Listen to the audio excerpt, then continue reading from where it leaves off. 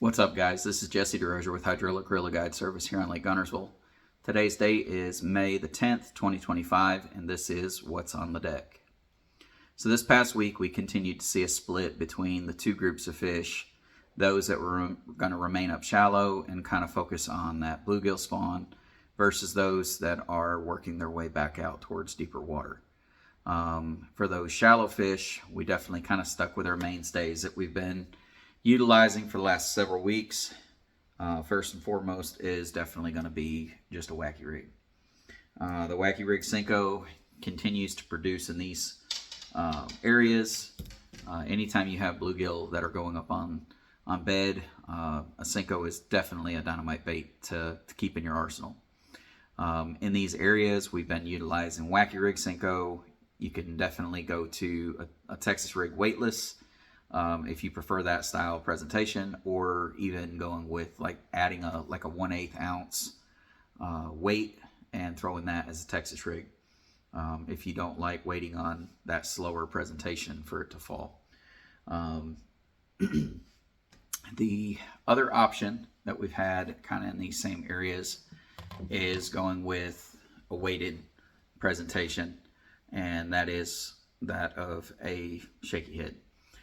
In these areas, on those hard pan areas where these bluegill are spawning, they kind of clear out a lot of that grass, and you can efficiently work through a shaky head in a lot of these areas, or if they happen to be up on top of a shell bar and bedding. The one thing that I will say is I've definitely, anytime I'm working around bluegill spawn, I like to chartreuse the tip on the baits that I'm throwing. Does make a big difference, as well as adds a little bit of scent. If you're throwing a bait that you don't want to add chartreuse to, such as one of the other colors that we were throwing up there as well was a June bug. In that situation, I'm going to take and add some scent with some Thump Gel. It does make a difference, guys, in the number of bites that you'll get, as well as those that will actually commit to your bait and not short strike. The next bait that I've also kind of utilized in some of these same areas, anywhere that I've got that hard pan area, especially out on these shell bars, is going to be a football head jig. You can drag that around because there's no grass in the area. And again, notice the chartreuse tips kind of added to the claws on that Ultra Vibe Speed Craw. Makes a difference to me personally anytime I'm around the bluegill. They kind of have that kind of a fluorescent tail, as well as kind of, a bright breast on some of these bluegill, and adding that little accent to me does definitely get a few more bites. Getting away from that and kind of moving back towards the fish that are working their way back out of the creeks, those that are on points, shell bars, grass lines, grass edges, inner grass line, outer grass line, those fish we've been attacking with some moving baits. I definitely prefer to throw moving baits if I can, if I've got the weather for it, some wind, cloudier conditions, that type of thing. In those situations, I'm definitely going to be throwing a bladed jig. Bladed jig this time of year is, well, it's a 12-month-a-year bait. I mean, you can't go out on a grass lake and not have a bladed jig tied up. I am leaning more towards a shad profile right now. We are kind of coming off of a pretty solid shad spawn that we had going on. It has kind of died back. However, we do have a full moon coming up on the 12th.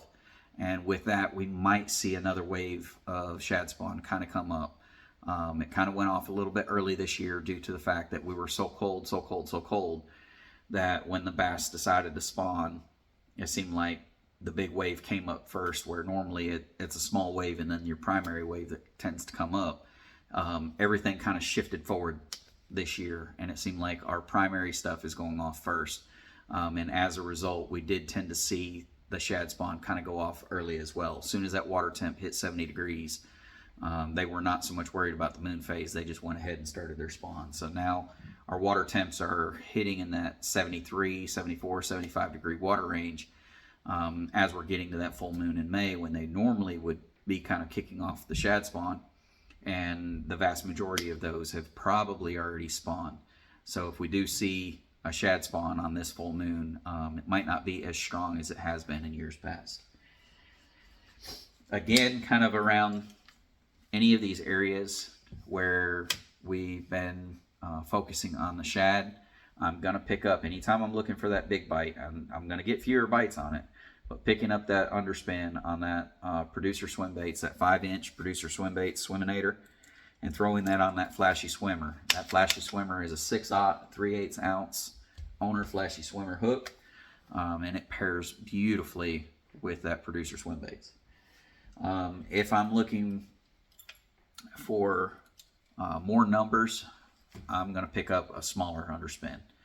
Here I've been throwing the Dirty Jigs. It's a 3/8 ounce Dirty Jigs underspin, and I mean they're definitely eating it. You can see that the bait has been torn through. However, it's glued into place, guys. So I'll still continue to run that. The Avid Anglers fishing glue definitely makes a big difference in how long these things are going to last, because they are salt impregnated. They do tear up pretty easy. You catch 1 or 2 fish and they'll basically tear through like that. But if you take a time, I usually snip just the tip off of it so that I get a better bonding between the head and the plastic. But take time and glue that up there. Even though that's torn, when I start swimming it through the water, it just pulls right back up into place and looks like it's never even torn. So it does make a big difference. Taking the time, put a drop of glue on these baits and making them last way, way longer.